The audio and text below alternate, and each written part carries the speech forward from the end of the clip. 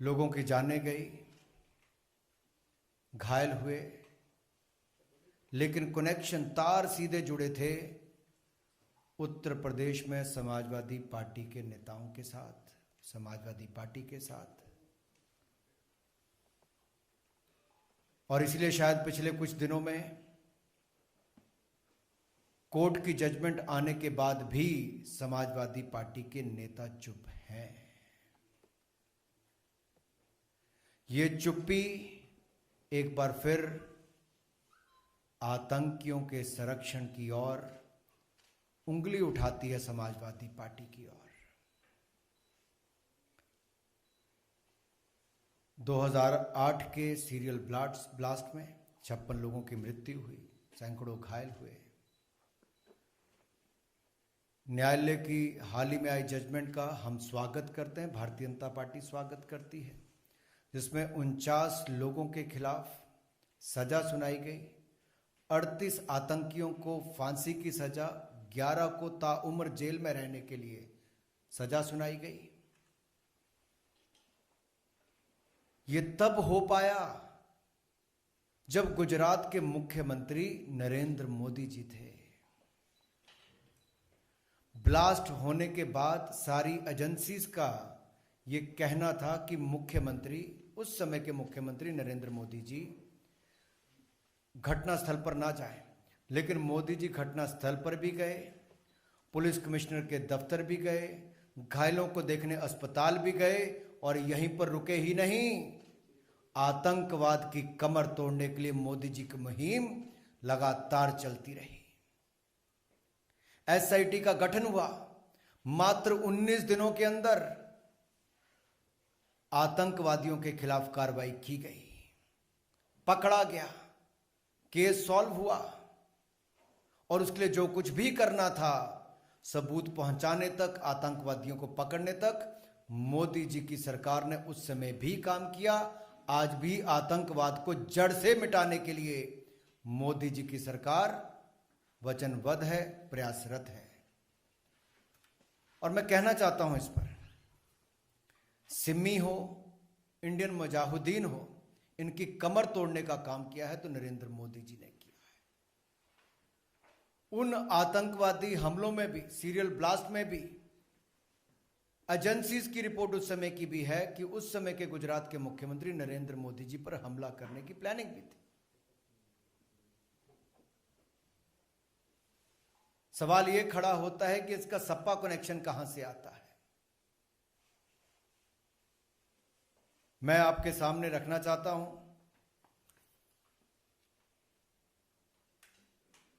कि अहमदाबादी हमले के तार समाजवादी पार्टी से जुड़े हैं, और जिन 49 लोगों के खिलाफ ये बात आई है, उनमें से जो एक मास्टरमाइंड की मैं अगर बात करूं, ऐसे हैं मोहम्मद सैफ पुत्र शाबाद अहमद, मिस्टर समाजवादी पार्टी नेता। ये मिस्टर समाजवादी पार्टी नेता कौन है? अखिलेश जी की बोलती इन पर बंद क्यों है? ये जो चित्र मैं आपके सामने मिस्टर समाजवादी पार्टी नेता के रख रहा हूं, ये उस समय के समाजवादी पार्टी के मुख्यमंत्री, यानी कि उत्तर प्रदेश के मुख्यमंत्री अखिलेश यादव जी, पीछे आप देख सकते हैं उत्तर प्रदेश सरकार का चिन्ह नजर आ रहा होगा। क्या इस मिस्टर समाजवादी पार्टी नेता को उस समय के मुख्यमंत्री अखिलेश यादव जी ने बिरयानी खाने के लिए बुलाया था, जिनका बेटा मास्टरमाइंड और धमाकों में शामिल होने का नाम आया है? क्या इस पर अखिलेश यादव जी चुप्पी तोड़ेंगे? आजमगढ़ को आतंकवादियों का गढ़ बनाने का काम जिन लोगों ने किया है, क्या उस पर समाजवादी पार्टी अपनी चुप्पी तोड़ेगी? इनको पुलिस पर भरोसा नहीं है, एटीएस पर भरोसा नहीं है, लेकिन आतंकवादियों को संरक्षण देने में पूरी ताकत लगा देते हैं। मैं तो कहूंगा, आतंकियों से करे प्यार, जिन्ना के कसीदे गाए हजार, यूपी पुलिस पर करे वार, समाजवादी हैं तुष्टिकरण के यार। ये तुष्टीकरण की राजनीति के कारण ही गुंडे, माफिया, आतंकियों को बल मिलता रहा समाजवादी पार्टी की सरकार में।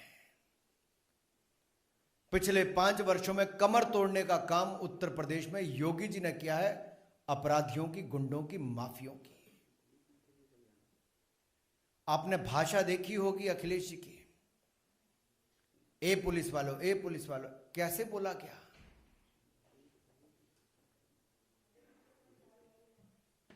और एटीएस और पुलिस पर प्रश्न चिन्ह खड़े किए और उनकी जांच पर भी प्रश्न चिन्ह खड़ा करते हैं। मैं तो 2 बातें आपके सामने और रखना चाहता हूं कि अखिलेश ने ठाना है आतंकियों को बचाना है। ये कब ठान लिया था? 2012 के उत्तर प्रदेश के चुनाव से पहले समाजवादी पार्टी के मैनिफेस्टो में सीधे सीधे लिखा था, और सीधे जो लिखा था वो क्या लिखा था कि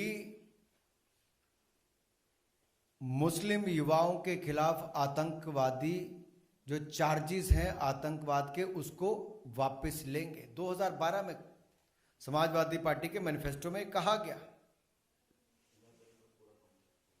और 2013 में सत्ता में आने के बाद अखिलेश जी ने, लेकिन उससे पहले क्या कहा मैं एक बार आपको पढ़ के बता दूं।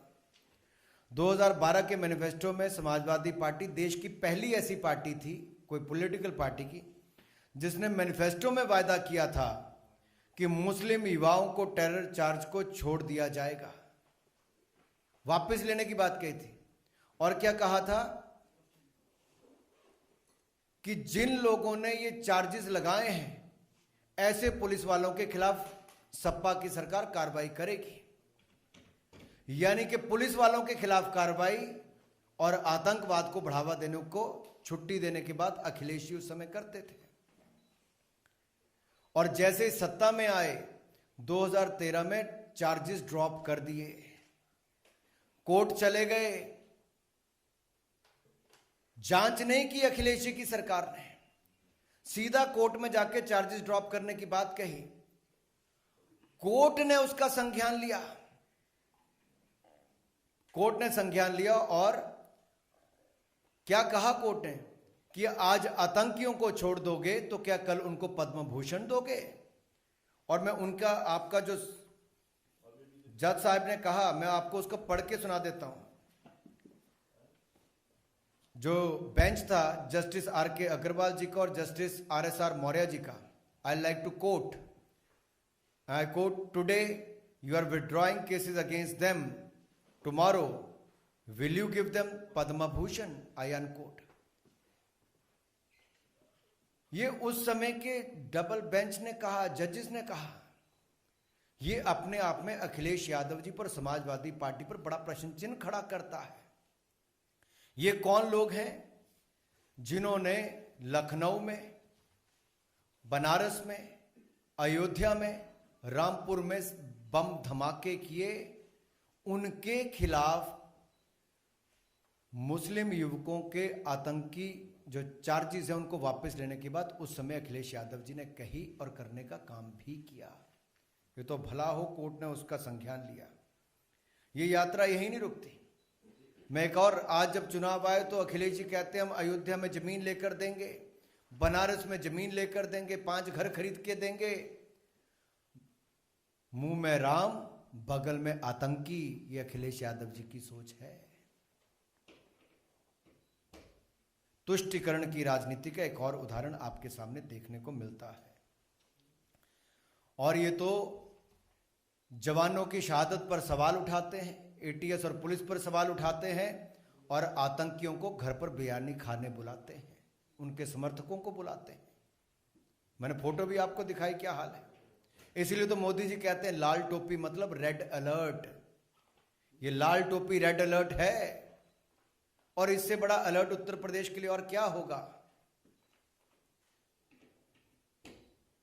चुनाव के समय उत्तर प्रदेश की जनता को यह तय करना होगा और ये निर्णय भी करना है कि ये समाजवादी नहीं, समाज विरोधी हैं।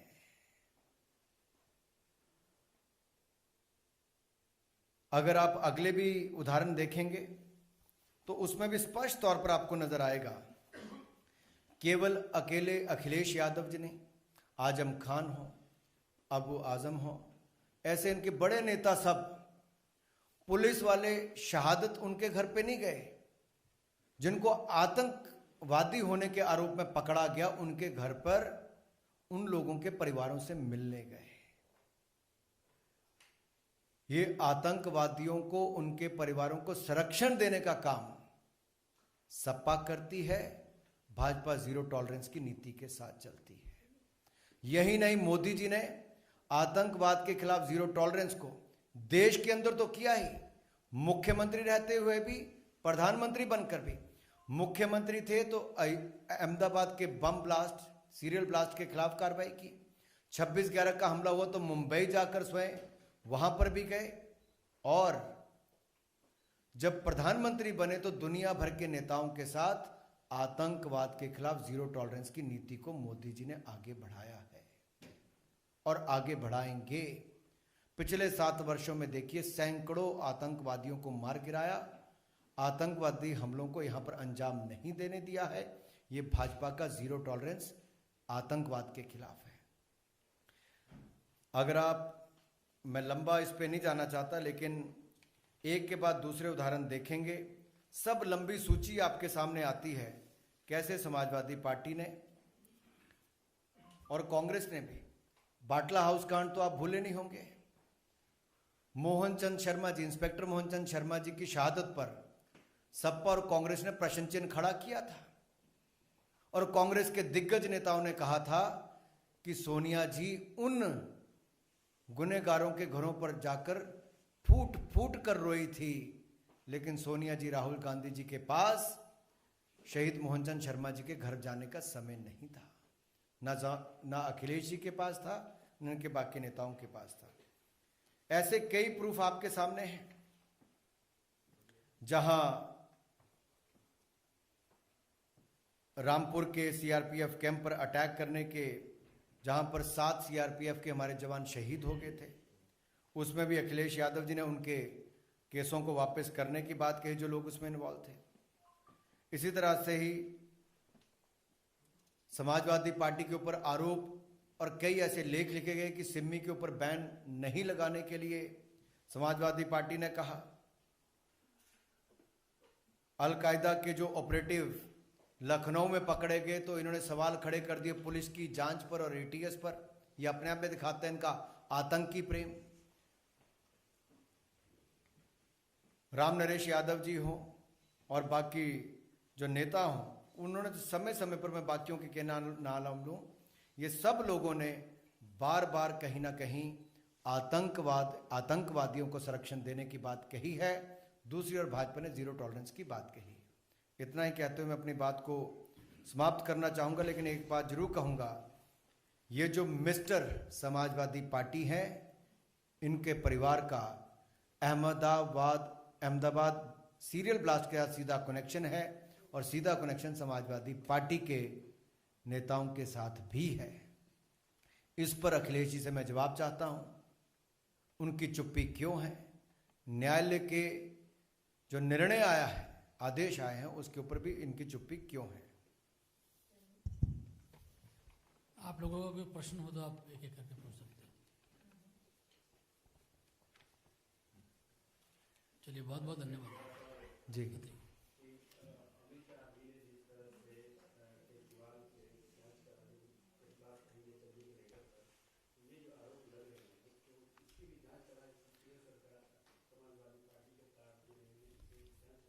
देखिए, शायद तीसरी कड़ी में बोलना भूल गया था, आपने बताया है। सोनिया जी तो रोई ही थी, जाकर उन आतंकवादियों के परिवारों के पास जाकर अखिलेश यादव जी खुले में समर्थन देते फिरते हैं उन परिवारों को और पुलिस पर प्रश्न चिन्ह खड़ा करते हैं। आपने अरविंद केजरीवाल जी की बात कही, इनको भी रात बिताने का टाइम कहीं और नहीं, खालिस्तान के समर्थकों के घरों पर जाकर मिला। और ये आरोप उनके ऊपर किसी और ने नहीं, उनके ही अपने फाउंडर मेंबर्स ने एएपी के लगाए। एएपी मतलब अरविंद एंटी पंजाब, उनके खिलाफ लगा है। वहां पर भी जांच करने की बात गृह मंत्री जी ने कही है, और यहां तो पूरी जांच अमित शाह जी ने उस समय से लेकर आज जो ये निर्णय आया है उस समय की सही जांच, और कोर्ट ने भी उसको सच साबित करके फांसी की सजा सुनाने का काम भी किया है। मैं तो यही कहूंगा, वही हवा है, वही सपा है, दंगइयों का हाथ, आतंकियों का साथ।